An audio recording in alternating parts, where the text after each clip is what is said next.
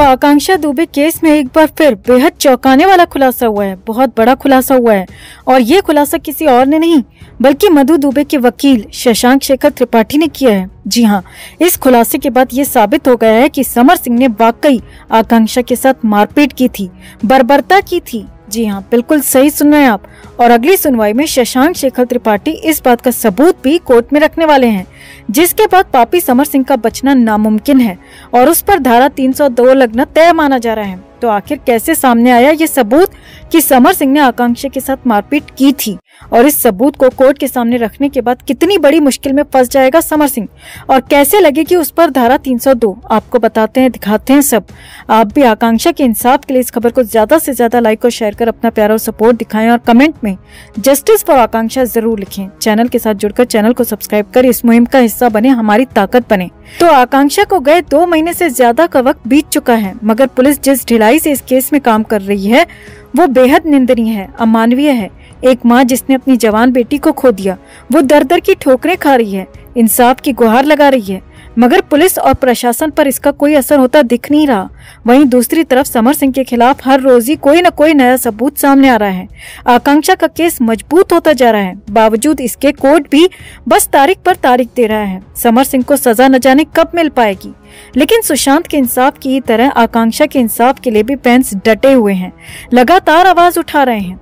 वहीं आकांक्षा दुबे की मां मधु दुबे के वकील भी पूरी शिद्दत के साथ ये केस लड़ रहे हैं, और अब उन्होंने एक और बहुत बड़ा सबूत जुटा लिया है, और उनका दावा है कि इस सबूत को कोर्ट के सामने रखने पर कोर्ट भी मजबूर हो जाएगा समर सिंह की जमानत खारिज करने को और पुलिस पर डंडा चलाने को कि जल्द से जल्द इस मामले की चार्जशीट दाखिल की जाए, ताकि केस पर ट्रायल शुरू हो सके, आरोप तय हो सके और समर सिंह के गुनाहों की सजा निर्धारित हो सके।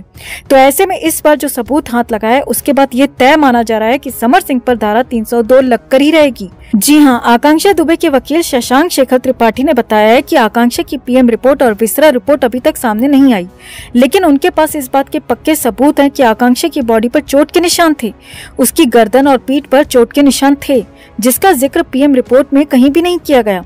लेकिन उनके पास इस बात के पक्के सबूत हैं जो वो कोर्ट में रखेंगी। इसके साथ ही आकांक्षा की वो तस्वीर भी बहुत बड़ा सबूत है, जिसमें उसके चेहरे पर चोट के निशान साफ देखे जा सकते हैं, उसके साथ हुई बर्बरता साफ देखी जा सकती है। आपको बता दें कि ठीक 1 साल पहले की ये तस्वीर है, जब आकांक्षा सारनाथ पुलिस के पास समर सिंह के खिलाफ कंप्लेंट लिखाने पहुंची थी। जी हाँ, बिल्कुल सही सुन रहे हैं आप। समर सिंह के बचाव में उसके वकील ये दलील भी रखते आए हैं कि अगर आकांक्षा के साथ ये सब हो रहा था तो उसने कभी आवाज क्यों नहीं उठाई, कोई कंप्लेंट क्यों दर्ज नहीं कराई।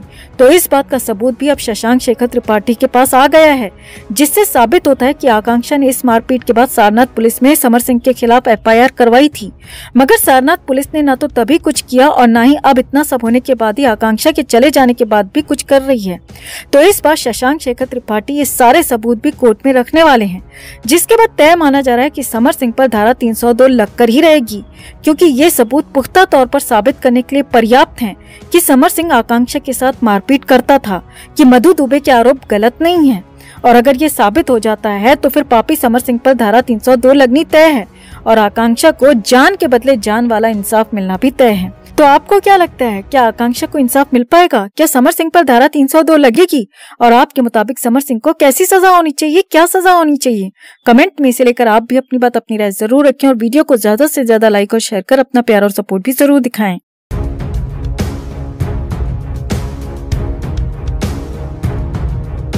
तो आकांक्षा केस में एक बार फिर बहुत बड़ा अपडेट निकल कर आ रहा है। आकांक्षा केस में 2 लोग ऐसे सामने आए हैं जो उस वक्त होटल में मौजूद थे और जिन्होंने अपनी आंखों से बहुत कुछ देख लिया था, आकांक्षा के साथ होने वाली साजिश की प्लानिंग भी।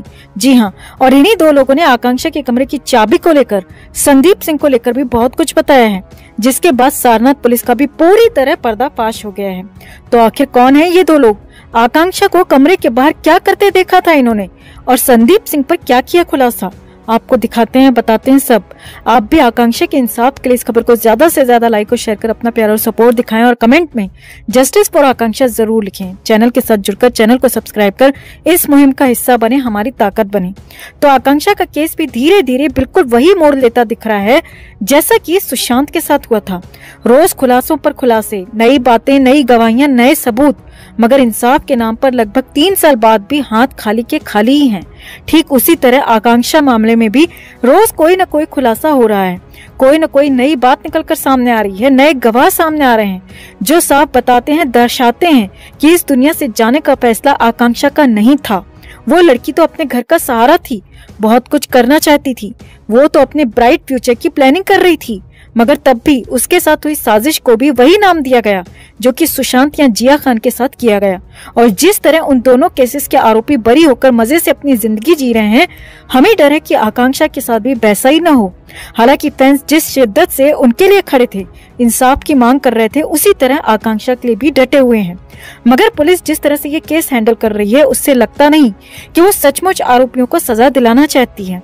अब इसी कड़ी में आकांक्षा केस में होटल स्टाफ के 2 लोग रितेश और राजन सामने आए हैं, जिन्होंने आकांक्षा के होटल वाले सीसीटीवी फुटेज पर बहुत बड़ा खुलासा किया है। जी हाँ, इन दोनों का कहना है कि आकांक्षा मैडम जब रात को पार्टी के बाद संदीप सिंह के साथ होटल पहुंची थी, तो तब उनके कमरे की चाबी उनके पास नहीं थी, इसीलिए वो पहले कमरा नंबर 103 के पास रुककर बैग में कुछ ढूंढती नजर आ रही थी और फिर वो कमरा नंबर 104 में जाकर नॉक करती हैं, जहां उनकी मेकअप आर्टिस्ट रेखा रुकी हुई थी। नॉक करने पर दरवाजा जरा सा खुलता है, मैडम हाथ अंदर करती हैं, चाबी लेती हैं।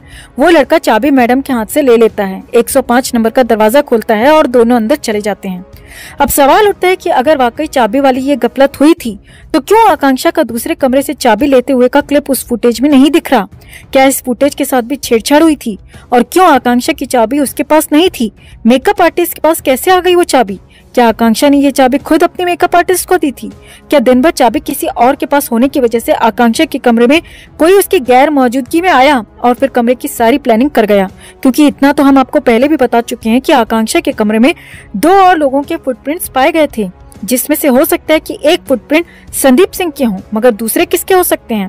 या फिर हो सकता है होटल स्टाफ के ही किसी शख्स ने इस पूरी घटना को अंजाम दिया हो, समर सिंह से पैसे लेकर समर सिंह के कहने पर। और सबसे बड़ी बात, पुलिस ने क्यों इन बातों पर गौर नहीं किया? क्यों आज तक सिर्फ समर सिंह का ही बयान रिकॉर्ड किया गया है और बार बार यही बताया जा रहा है बाहर कि समर सिंह का कहना है कि उसने कुछ नहीं किया, वो बेकसूर है? क्यों समर सिंह को निर्दोष दिखाने की कोशिश की जा रही है? क्यों आकांक्षा की मां तक का बयान दर्ज नहीं किया गया? क्यों आकांक्षा की मेकअप आर्टिस्ट रेखा, जिसके पास ये आकांक्षा के कमरे की चाबी थी, उसका बयान नहीं लिया गया? क्यों संजय सिंह, जिसे गिरफ्तार तो किया गया मगर आज तक रिमांड में लेकर पूछताछ नहीं की गई? क्यों संदीप सिंह, अनुराधा सिंह और पार्टी के होस्ट अरुण श्रद्धा का बयान नहीं लिया गया? क्या पुलिस इस केस में इंतजार कर रही है कि धीरे धीरे मामला शांत हो और हम चुपचाप आकांक्षा के केस की फाइल भी बंद कर दें? क्या आकांक्षा को भी कभी इंसाफ नहीं मिल पाएगा? आपको क्या लगता है दोस्तों? कमेंट में से लेकर आप भी अपनी बात, अपनी राय जरूर रखें और इस वीडियो को ज्यादा से ज्यादा लाइक और शेयर कर अपना प्यार और सपोर्ट भी जरूर दिखाएं।